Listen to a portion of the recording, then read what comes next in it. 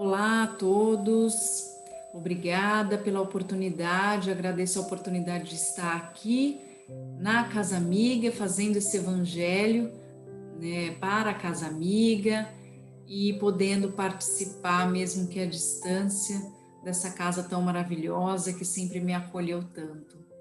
E hoje eu quero falar com vocês sobre esse livro que se chama As 7 Leis Espirituais do Sucesso, é de Deepak Chopra, e esse livro ele fala de 7 leis essenciais, importantes para quem deseja o sucesso, mas não o sucesso como a gente costuma ouvir, né? O sucesso profissional. O sucesso é algo que, tudo aquilo que você é próspero, tudo aquilo que você tem de coisas boas na vida. Você pode ter o sucesso em todas as áreas da sua vida e não considerar sucesso como normalmente é ligado ao sucesso profissional, né? Mas em todas as áreas. Sucesso na questão familiar, sucesso nos relacionamentos com seus amigos, seus parentes, sucesso financeiro, sucesso profissional, sucesso como mãe, como pai, sucesso nos seus projetos sociais ou um sucesso naquilo que você gosta de realizar, como estudante ou como atleta. Você pode encontrar o sucesso em várias áreas da sua vida. E aqui nesse livro, eu vou até ler o sumário, porque as leis são bem interessantes e eu acredito que se compreendermos ao ler isso aqui, dá para perceber que não é nenhuma novidade. Isso aqui já vem, é bíblico, né? Talvez até antes mesmo, com outros, antes de Jesus, já se falava sobre isso, ou já se pensava, ou se sentia esse tipo de coisa. Com certeza antes de Jesus, né? Porque aqui fala-se de temas até lições que vêm do budismo e de outras religiões que também trabalham para o sucesso do ser humano. Então, a primeira é a lei da potencialidade pura, a segunda, a lei de doação, a terceira, a lei do karma, ou como nós espíritas falamos, a lei de causa e efeito, a quarta, a lei do mínimo esforço, a quinta, a lei da intenção e do desejo, a sexta, a lei do distanciamento, a sétima lei e última lei do Dharma ou do propósito de vida. Então, para vocês, né, perceberem como essas leis têm tudo a ver com o que é falado nos evangelhos, o que é falado nas missas, o que é falado aí dentro de tantas casas que buscam o crescimento do ser humano, que buscam o sucesso das pessoas. E a primeira lei, que é a que eu vou comentar aqui, é a lei da potencialidade, que ele fala aqui, resumindo, que é a nossa lei de criação e conscientização de quem nós somos, do que viemos fazer aqui, dos nossos objetivos e como é que nós lidamos com isso, como é que nós colocamos em prática essa potencialidade que ele chama aqui, que é uma consciência. Qual é a consciência que nós colocamos em tudo aquilo que nós desejamos, que nós almejamos? Se eu desejo ser uma boa profissional, o quanto eu acredito, o quanto eu potencializo esse meu desejo de fazer, de ser e de alcançar isso. Se eu desejo ser uma boa mãe, uma mãe melhor, o quanto eu potencializo isso. E para eu potencializar, eu preciso começar, né, começando a potencializar mesmo, a pôr consciência nos meus atos, naquilo que eu faço. Quais os caminhos para ser uma boa mãe? dedicar mais tempo para minha filha, dedicar mais atenção, mas não atenção de garantir que ela coma, ou que ela tome banho, ou que ela vá para a escola, mas garantir que ela fique bem, que ela se sinta segura, que ela se sinta amada e respeitada? Como eu posso ser uma boa mãe de família, conduzindo as questões da minha casa? Como posso ser uma esposa onde conduza o meu lar junto com meu esposo, dividindo as responsabilidades com ele? E eu não estou falando responsabilidades de manutenção financeira da casa, mas se isso é uma questão que também, né, tenha consciência nisso e que todos possam perceber os seus papéis, não é? Porque eu sei que muitas mulheres não são responsáveis pelo sustento da casa, tem os maridos que arcam com isso, mas a mulher dentro da casa tem o papel tão relevante que é a condução do bem-estar de todos na organização da casa, na alimentação. Isso tudo tem muita importância. Ou aquelas mulheres que são sozinhas dentro do lar e precisam atuar aí desenvolvendo vários papéis. Então, quando colocamos consciência naquilo que nós desejamos, naquilo que nós queremos, não tem como o sucesso não aparecer. E aqui no livro, ele comenta, então como é que eu posso colocar consciência nesse meu papel, nisso que eu desejo? Como eu falei, desde um movimento profissional até mesmo um movimento de mãe ou pai ou filha, né, ou avô, avó. São papéis que nós interpretamos nessa vida, papéis que nós assumimos nessa vida. Como que eu posso, então, fazer isso? Ele, aqui no livro, diz o seguinte, que a primeira coisa é deixar o orgulho, o egoísmo, de lado, a ganância, muitas vezes uma competição desnecessária. Isso tem a ver com reforma íntima. Não é uma coisa, peraí, vou deixar de lado isso aqui. É uma questão de reforma íntima, pensar, trabalhar nisso e começar a colocar mais alma, mais coração, ou talvez deixar que um lado espiritual mais elevado, que todos nós temos, né? Todos nós somos uma centelha divina, nós temos dentro de nós um amor incondicional, um amor que é divino, porque nós somos filhos do Criador e nós temos isso dentro do nosso coração, na nossa alma, nós carregamos isso. Pensar, mas é que eu ainda sou imperfeita, mas tem tantas vidas. Nós temos, isso pode servir de muleta, pode servir de desculpa, zona de conforto, né? Mas é que é assim mesmo, né? A gente está aqui num planeta de provas, expiações.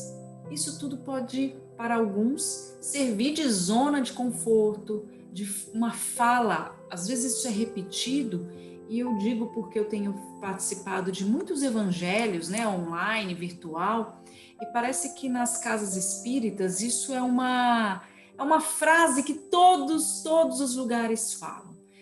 Porque é um planeta de provas e expiações, estamos aqui para aprender. Estamos aqui para aprender. Dá a sensação que nunca aprende. E aí vai deixando. Não estou querendo dizer que você pense dessa forma, não é isso. Mas que comece a pegar para si essa consciência de fato, buscar a mudança, buscar isso, né, que é dito aqui, a potencialidade pura. Essa é a lei da potencialidade pura. É você colocar consciência nos seus papéis, você trazer mais alma, mais amor para esses papéis, começar a tirar dentro de si que aqui também é dito, parar de se criticar, né, de se achar ainda incapaz de alcançar, porque afinal de contas a gente tem tantas encarnações para trás, para frente, não se punir porque não conseguiu, mas ter uma intenção genuína de querer, de fato, mudar, transformar, fazer diferente. Então, aqui tem essas orientações com muito mais detalhes, não é? E tem aqui algo, como é possível aplicar a lei pura, né, da potencialidade e alcançar com isso muitas possibilidades. Quando nós, né, ele diz aqui, quando nós colocamos isso, realizamos isso tudo que eu falei, acreditar que é um ser que tem a centelha divina, que somos filhos do Criador, que nós desenvolvemos muitos papéis e que nós podemos ter sucesso em todos eles. Para ter essa consciência, agir mais com amor por onde você passar, por todos aqueles que você interagir, ter o sentimento de gratidão, você passa a ter um poder, um certo poder. As coisas começam realmente a acontecer porque o seu pensamento muda. Você para de enxergar o problema e começa a olhar, a perceber as soluções. E algo que eu compartilho com vocês é, toda vez que for lá pedir, né, orar, rezar, ao invés de falar assim, Senhor, me ajude a resolver o problema, tal, porque esse problema, essa doença. Ao invés de falar doença, peça cura. Ao invés de falar, eu quero resolver essa doença que está me trazendo todo esse mal-estar, peça para Deus, Senhor, me dê a cura. Ou me ajude a compreender, primeiro na minha mente, o que está acontecendo, para que a cura, que eu possa ser um receptor dessa cura, ao invés de focar e falar e repetir a doença, ou o problema financeiro, ou o desemprego que possa estar aí, né, você passando por isso. Ao invés de falar, eu não quero ser mais um desempregado, você peça, eu quero ser um empregado, eu quero ser um funcionário. Comece a direcionar o seu olhar, o seu pedido para o que você realmente quer. Elimine palavras como problema, palavras como doença. Parece uma coisa muito sem sentido isso que eu estou falando, né? Ah, é tão simples assim? Eu vou falar, é bem simples assim mesmo. Pode acreditar que faz todo sentido. E aí você começa a trabalhar na potencialidade e não nas questões menores, nos problemas. Aqui também é dito como que posso, né? Como que então alcançar isso? O que eu posso fazer diariamente, além de orar, rezar, canalizar meu pensamento para soluções? Aqui diz o seguinte: praticar diariamente momentos de silêncio, praticar a meditação, evitar julgamentos e viver em contato com a natureza. Então, olha só que interessante. O que é praticar o silêncio? Muitas vezes nós, com tanta coisa que nos tira o foco durante o dia, você vai pegar o celular para ver a hora, que horas são, você já abre ali, aí você já vai ver a notícia do WhatsApp, aí você já vai para o Facebook, aí você já vai para o Instagram, porque é algo que está ali, né, na sua mão. Ah, já que eu estou aqui, deixa eu ver se alguém me mandou uma mensagem. Deixa eu ver se aquela informação no Facebook ainda está acontecendo. Mesmo quando você não vai para as redes sociais, né? só por uma questão de diversão, mas muitos trabalham utilizando WhatsApp e redes sociais. Mas quando eu digo o silêncio, é você tirar realmente alguns minutos. Desligue tudo, celular, tira, televisão, rádio. Pare um momento, numa praça, numa igreja. Nós estamos aqui em fevereiro de 2021 ainda, né, administrando essa questão do isolamento, distanciamento.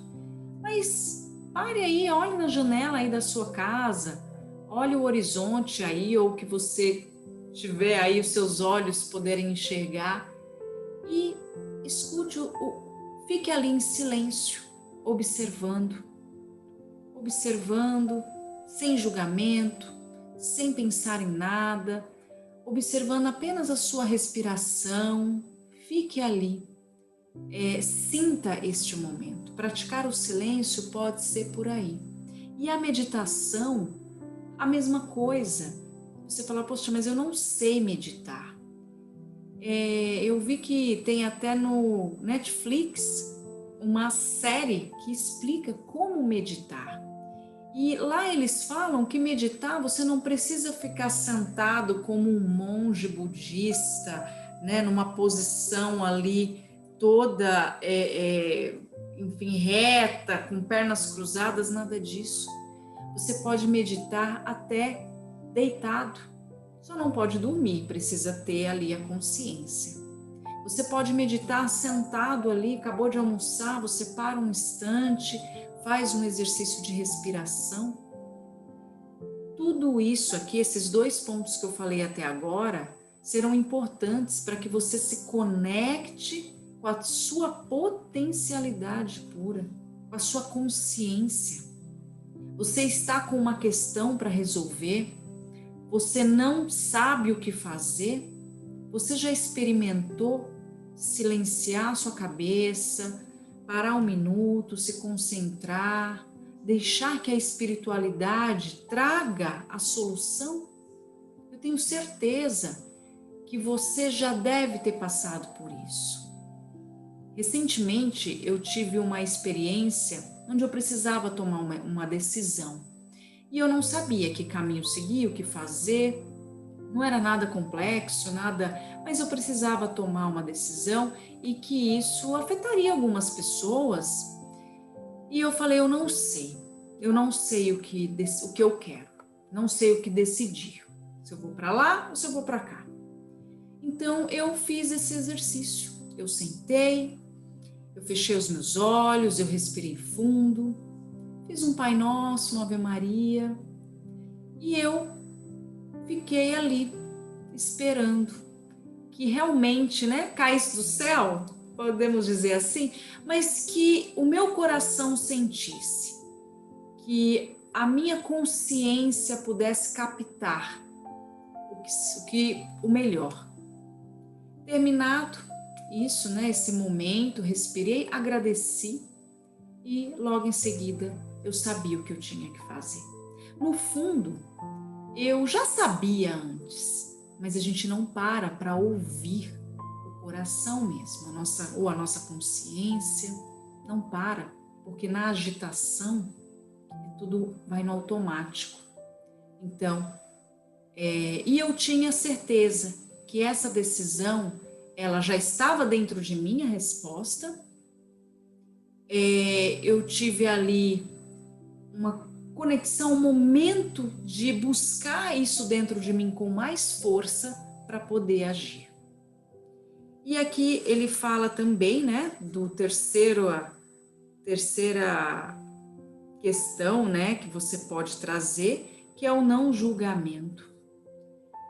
Isso daqui, não importa qual seja a sua religião, a sua crença, mas o não julgamento é algo que permeia toda e qualquer religião, toda e qualquer pessoa que pensa em ter uma vida melhor. O não julgamento. Porque quando eu aponto a mão para alguém, né, um dedo para alguém, eu tenho, como se diz, né, 3 aqui, ó, apontados para mim. Então isso pode ser um hábito, julgar, olhar o tempo inteiro e julgar, julgar, julgar. Pode ser algo que talvez você nunca tenha parado para pensar o quanto tem julgado as pessoas. E é tudo uma mudança, né? Mudar o hábito, mudar o pensamento, mudar essa condição.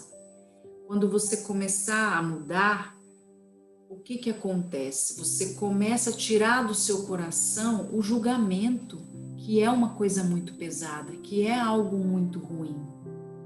Julgar é você apontar dedos, é você tirar uma conclusão de alguém ou de uma situação que você não sabe os motivos que levaram a tal situação. Até mesmo quando você assiste um noticiário e vê ali alguém que fez uma coisa horrorosa, mas você não sabe o que está por trás daquilo. E a gente, como crente na espiritualidade, nas tantas vidas, nós sabemos que muitas vezes um crime que é feito nessa vida pode ter vindo já esse impulso de outras. Como eu disse, não é uma desculpa, não pode ser uma justificativa, porque todos somos livres para praticar as nossas ações, né, nessa vida. Mas quando nós entendemos isso, temos quase que a obrigação, ou diria a obrigação, de não julgar. Porque nós não sabemos o que aconteceu entre aquelas duas ou mais pessoas em tempos remotos, nós não sabemos muitas vezes nem o que está acontecendo agora. Ainda mais se você assiste algo pela televisão, a gente sabe que ali muitas vezes os fatos são distorcidos porque querem trazer o sensacionalismo da notícia, então, menos ainda a nossa condição de querer julgar. Então, esse é um passo. E o outro é viver em contato com a natureza, não é? Com o ar, com os animais, com as plantas, preservando. E essa natureza é algo que vem também a liberdade, não é? A natureza do criar, a natureza do se doar. Tudo isso é natural. Nossa, é natural o amar. Essa natureza, quando eu entendo a natureza, ela envolve muitas outras áreas, não somente a natureza do meio ambiente, mas a natureza humana, a natureza de estar aqui, né? Nós somos seres conscientes, os únicos seres capazes de pensar, não é? Aqui, tirando o mundo espiritual, os espíritos, mas isso nos difere nessa existência dos animais, das plantas, das rochas, dos minérios aí.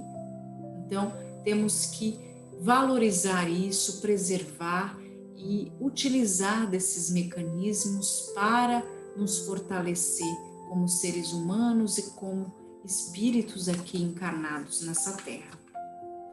Então, o livro, ele é um livro curtinho.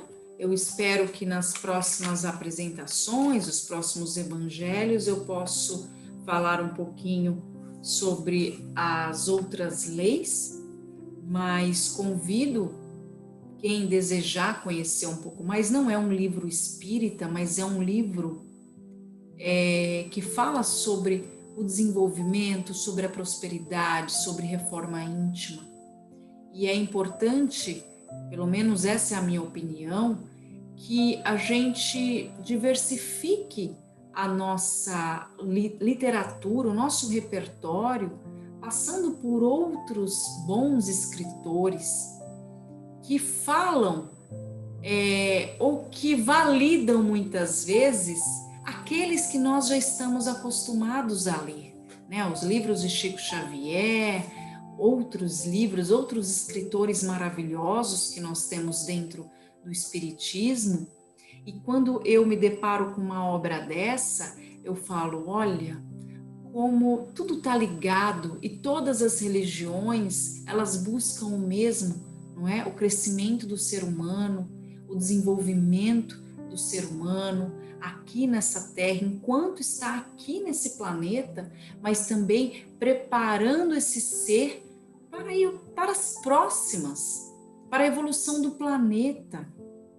Olha a nossa potencialidade como ser humano e a consciência que a gente tem que pôr nisso tudo. Então eu sugiro, e para finalizar, eu quero deixar aqui um texto que eu encontrei e que eu achei muito interessante, que fala, eu vou ler aqui, é um trechinho bem curto, fala a vassoura e o cavalo. E que passou, né, a pessoa que escreveu o texto colocou assim: escutei em um programa de rádio uma pessoa dizendo: como não posso ter um cavalo de raça, uso minha vassoura como cavalo. É dessa maneira que as pessoas se acomodam às crenças da sociedade em que vivemos. Na prática, a maioria cai na zona de conforto e deixa os sonhos de uma vida melhor no esquecimento. Montam na vassoura e pensam no cavalo. Então, com esse trechinho, esse texto tão pequeno, eu encerro aqui e deixando essa mensagem. Todos nós podemos alcançar o sucesso em todos os papéis da nossa vida. Não seria justo que eu tenha sucesso nos negócios e fracasso no amor? Onde está a justiça? Podemos sim ter sucesso em tudo, porque nós temos uma centelha divina, nós temos Deus dentro de nós, querendo você ou não, acreditando em Deus ou não, nós somos sim amor, nós somos amor. E amor é contrário ao insucesso, ao fracasso. Pode ser que você ainda não alcançou o seu cavalo, ainda está com a vassoura, como diz a história, porque você ainda não acredita nisso, porque você não pôs consciência, porque você ainda não percebeu que pode ter sucesso. Para algumas áreas, vai exigir um pouco mais de esforço, vai exigir mudança de comportamento, vai exigir, acredito que, uma terapia, vai exigir, pode ser que até uma consulta médica, dependendo da área, dependendo da situação, ou muitas vezes vai exigir de você ser mais positivo, mudar a forma como você fala, o seu linguajar, aquilo que você deseja para você. Então, para você ter a vassoura ou o cavalo em todas as áreas, depende de você. Deus não determinou o fracasso na vida de ninguém. Eu não acredito nisso. De verdade. Não acredito que isso seja um fato, porque em outras vidas você fez aquilo, você fez aquilo. Isso não seria justo. Isso não seria justiça de Deus, isso não seria amor incondicional do nosso Criador. Como eu disse, eu repito, pode ser que os caminhos que você escolheu não favoreceram esse sucesso, mas isso também não significa que é o fim.